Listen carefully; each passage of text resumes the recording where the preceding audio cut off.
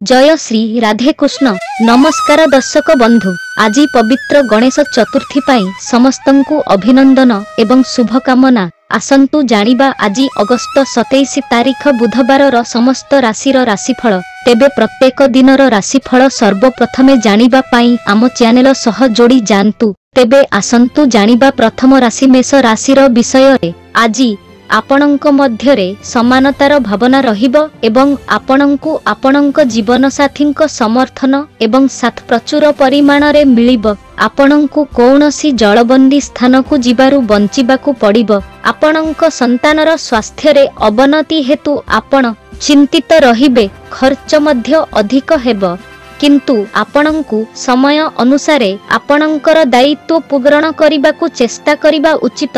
आपणଙ୍କ मां कौनसी कारणरू आपणଙ୍କ उपरे रागी पारंती। आपणଙ୍କ परिवारर कौनसी सदस्यଙ୍କ विवाह स्थिर होई पारे। तेबे चलंतु जानिबा परवर्ती राशि वृष राशिर विषय रे। व्यवसाय करुथिबा लोकंक पई आजिर दिनटी भल रहिबो। आपण आपणଙ୍କ शत्रुमानंकु परास्त करिबारे सफल हेबे एवं आपण परिवारर सदस्यंक स्वास्थ्य विषय रे चिंतित रहिबे। आपणଙ୍କୁ किछि काम पई योजना करिबाकु पड़िबो एवं आपण आवश्यक जिनिस किनिले भल हेबो। आपणଙ୍କୁ भविष्यत पई किछि टंका संचय करिबा विषय रे चिंता करिबा उचित। आपणଙ୍କ घरे अतिथिंक आगमन जोगु परिवेश सुखद रहिबो। तेबे चलंतु जानिबा परवर्ती राशि मिथुन राशिर विषय रे। आज आपणଙ୍କ पई अन्य दिन अपेक्षा भल हेबो। छात्र माने पाठ पढ़ारे भल प्रदर्शन करिबे, जहा हेतु सेमानंक सहकर्मी माने मध्य बहुत खुशी हेबे।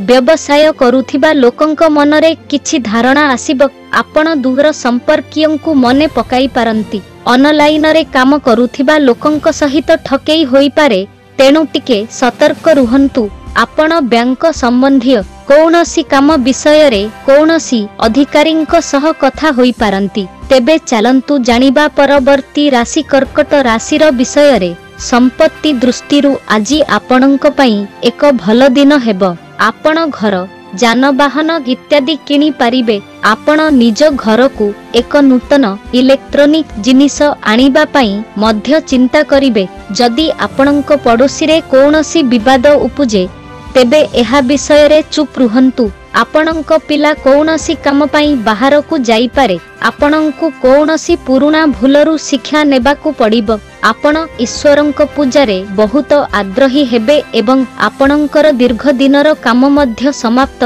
हेबो। तेबे चलंतु जानिबा परवर्ती राशि सिंह राशिर विषय रे। आज एक मिश्रित दिन हेबो। आपणଙ୍କର साहस एवं साहस वृद्धि पाइबो। चाकरी खोजुथिबा लोकंकु भल सुजोग मिलिबो एवं दिनर आरंभ आपणଙ୍କ पई भल हेबो।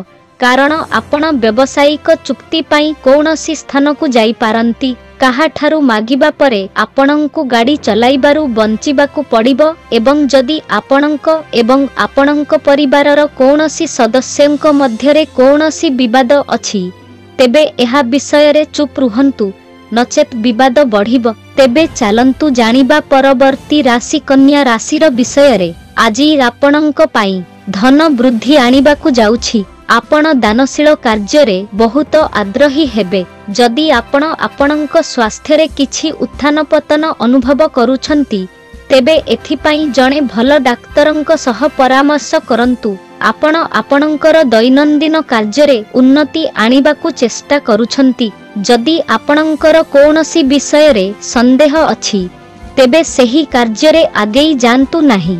सामाजिक कार्यक्रम रे जोग देई आपणଙ୍କୁ एक भल नाम अर्जन करिबार सुजोग मिलिबो। तेबे चलंतु जानिबा परवर्ती राशि तुला राशिर विषय रे। आज आपणଙ୍କ पई किछि बड़ सफलता आनिबो। आपण आपणଙ୍କର जीवन शैली रे उन्नति आनिबे एवं आपणଙ୍କୁ काहा सहित कौनसी गुरुत्वपूर्ण सूचना बांटिबारु बंचिबाकू पड़िबो। आपण कर्म क्षेत्र रे एक दायित्वपूर्ण चाकरी पाइबारु बहुत खुशी हेबे। आपणଙ୍କର जणे सहकर्मी आपणଙ୍କୁ हैरान करिबाकू चेष्टा करिबे। जदि छात्र माने सेमानଙ୍କ पाठ पढ़ारे किछि समस्यार सम्मुखीन हेउथिले, तेबे ताहा मध्य समाधान होई पारिबो। आपण टिकिए चिंता करिबा परे शेयर बजार रे निवेश करिबा उचित।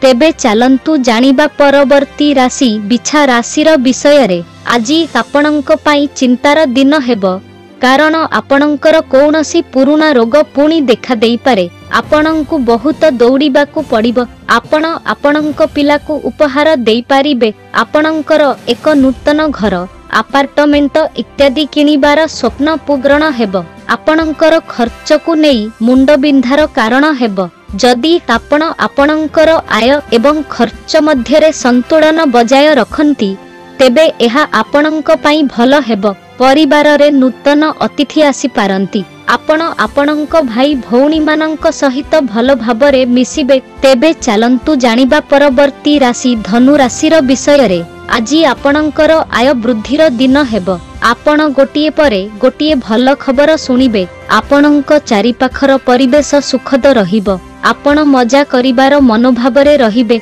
आपण आपणंक जीवन साथींक पई एक आश्चर्यजनक पार्टी योजना करि पारिबे। छात्र माने सेमानंक पाठ पढ़ारे आलस्य करिबारु बंचिबा उचित।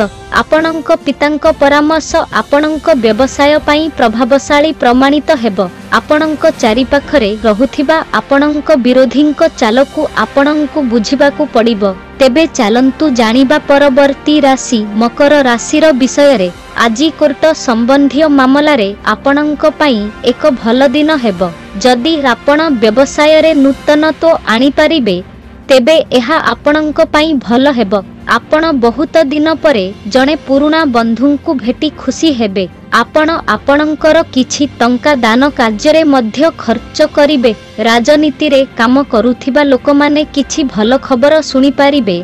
सेमानंकु एक नूतन पदवी मिलिबो।